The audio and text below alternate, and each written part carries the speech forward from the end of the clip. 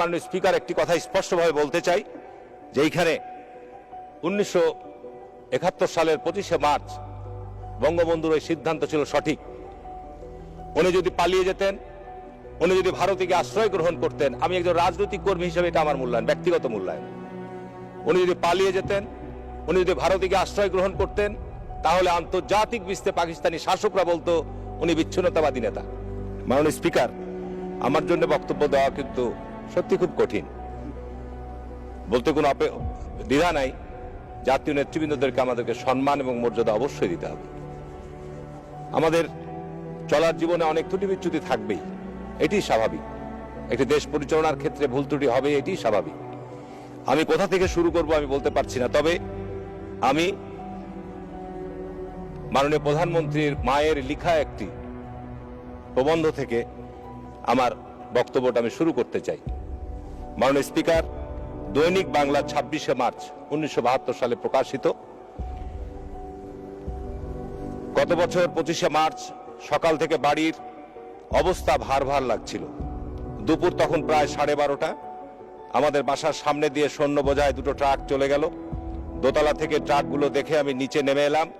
শেখ সাহেব তখনও আগত লোকদের সাথে কথাবার্তায় ব্যস্ত। তাকে ভিতর থেকে ডেকে মিলিটারি বোঝায় গাড়ি সম্বন্ধে বলতে দেখলাম পলকেই তার মুখটা ভীষণ গম্ভীর হয়ে গেল। পরক্ষণেই তিনি বেরিয়ে গেলেন। সমস্ত দিনটা কেটে গেল থমথমে ভাবে। এলো রাত, সেই অশুভ রাত। রাত 8:30টায় তিনি সাংবাদিকদের বিদায় দিলেন। আওয়ামী লীগের সহকর্মীদের কিছু কিছু নির্দেশ দিয়ে দ্রুত বিদায় দিলেন। রাত প্রায় 10টার কাছাকাছি কলাবাগান থেকে এক ভদ্রলোক এসে শেখ সাহেবের সামনে একেবারে আছড়ে পড়লেন। তার মুখে শুধু এক কথা, আপনি পালান, বঙ্গবন্ধু পালান। ভেতর থেকে তারা কথা শুনে শঙ্কিত হয়ে উঠল আমারও মন। বড় মেয়েকে, তার ছোট বোনটা সহ তার স্বামীর বাড়িতে পাঠিয়ে দিলাম। যাবার মুহূর্তে কি ভেবে জানো ছোট মেয়েটা আমাকে আর তার আব্বাকে জড়িয়ে ধরে কাঁদলো। শেখ সাহেব তার মাথায় হাত বুলিয়ে শুধু বললেন, বিপদে কাঁদতে নেই মা। তখন চারিদিকে সৈন্যরা নেমে পড়েছে, ট্যাঙ্ক বের করেছে পথে। তখন অনেকেই ছুটে এসেছিল 32 নম্বর রোডের সেই বাড়িতে। বলছিল, বঙ্গবন্ধু আপনি সরে যান।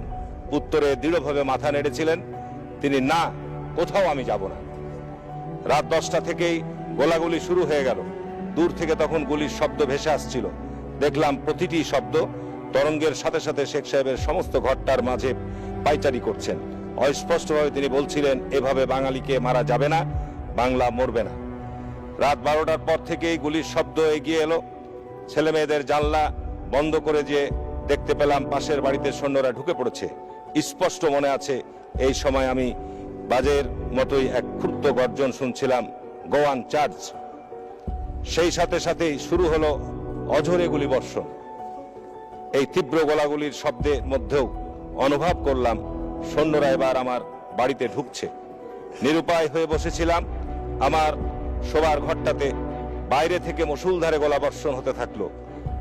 এই বাড়িটা লক্ষ্য করে ওরা হয়তো এই ঘরটার মাঝেই এমন ভাবে গোলাবর্ষণ করে হত্যা করতে চেয়েছিল আমাদেরকে। এমনি ভাবে গোলাবর্ষিত হচ্ছিল, সমস্ত বাড়িটা যেন ধসে পড়বে। বারুদের গন্ধে মুখ চোখ জ্বলছিল। আর ঠিক সেই মুহূর্তে, সেই দুর্দান্ত মুহূর্তটিতে দেখছিলাম ক্রুদ্ধ সিংহের মতো সমস্ত ঘরটার মাঝে অবিশ্রান্ত ভাবে পায়চারি করছিলেন শেখ সাহেব। তাকে ওইভাবে রেগে যেতে আমি কখনো দেখিনি।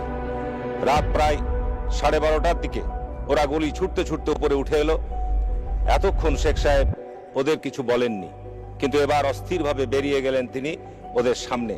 পরে শুনেছি সৈন্যরা সেই সময় তাকে হত্যা করে ফেলতো যদি না কর্নেল দুহাত দিয়ে তাকে আড়াল করত। ধীর স্বরে শেখ সাহেব হুকুম দিলেন গুলি থামাবার জন্য। তারপর মাথাটা উঁচু রেখেই তিনি গেলেন তিনি নিচের তলায়। মাত্র কয়েক মুহূর্ত আবার তিনি উঠে এলেন উপরে। মেজ ছেলে জামাল এগিয়ে দিল তার হাতঘড়ি, মানিব্যাগ, স্বল্প কাপড় গোছানো সুটকেস আর বেডিংটা তুলে নিল সৈন্যরা। যাবার মুহূর্তে একবার শুধু তিনি তাকালেন আমাদের দিকে। পাইপ আর তামাক হাতে নিয়েই বেরিয়ে গেলেন তিনি ওদের সাথে। সোফার নিচ থেকে, খাটের নিচ থেকে, আলমারির পাশ থেকে বেরিয়ে এলো কয়েকজন দলকর্মী। ওরা আস্তে আস্তে বলল, মাগো আমরা আছি, আমরা আছি। ওদের সকলের মাঝে দাঁড়িয়ে সে রাত কেঁদে ফেললেন বেগম মুজিব, বলেছিলেন খোদার কাছে হাজার শুকুর, তোদের অন্তত ফিরে পেয়েছি, তোরা অন্তত ধরা পড়িসনি, এই পর্যন্ত বলেই তিনি শেষ করলেন সেই রাতের কথা। মাননীয় স্পিকার, 25শে রাত্রে সেদিন বঙ্গবন্ধুকে গ্রেপ্তার করা হয়েছিল এবং বাংলাদেশে অমানবিক পাকিস্তানি শাসকদের নির্বিচারে যে গণহত্যা চালিয়েছিল, আমি তার তীব্র নিন্দা প্রতিবাদ জানাচ্ছি। মাননীয় স্পিকার, এই লেখাটি আমাদের মাননীয় প্রধানমন্ত্রীর মায়ের লেখা। এখান থেকে যে মেসেজটি আমি পেয়েছি, আমার জন্ম মাননীয় স্পিকার 60-এর দশকে। আমি 71-এর মুক্তিযুদ্ধের সময় প্রাইমারি স্কুলের ছাত্র। 1975 সালের 15ই আগস্ট যখন বঙ্গবন্ধু শেখ মুজিব হত্যাকাণ্ডের শিকার হন, তখন আমি ক্লাস 8-এ মাত্র পড়ি। রাজশাহী বিশ্ববিদ্যালয় স্কুলের ছাত্র। ওই সময় রাজশাহী বিশ্ববিদ্যালয়ের উপাচার্য ছিলেন ডক্টর মাজহারুল ইসলাম, ওর ছেলে চয়ন ইসলামের সংসদের সদস্য ছিল, সে আমার বন্ধু, আমরা একই ক্লাসে পড়ালেখা করেছি। মাননীয় স্পিকার, যে কারণে এই যেদিন থেকে এই আলোচনা উত্থাপিত হয়েছে, আমাদের মাননীয় যোগাযোগ মন্ত্রী এই বক্তব্যের উদ্বোধন করেছেন এবং পরবর্তীতে সিনিয়র নেতৃবৃন্দরা ধারাবাহিকভাবে ওনার জীবনের স্মৃতিচারণ করছেন। নিঃসন্দেহে এটি আমি মনে করি যে প্রয়োজন ছিল। তবে আমি মাননীয় স্পিকার একটি কথা স্পষ্টভাবে বলতে চাই যে এইখানে 1971 সালের 25শে মার্চ বঙ্গবন্ধুর ওই সিদ্ধান্ত ছিল সঠিক। উনি যদি পালিয়ে যেতেন, উনি যদি ভারতীকে আশ্রয় গ্রহণ করতেন, আমি একজন রাজনৈতিক কর্মী হিসেবে এটা আমার মূল্যায়ন, ব্যক্তিগত মূল্যায়ন।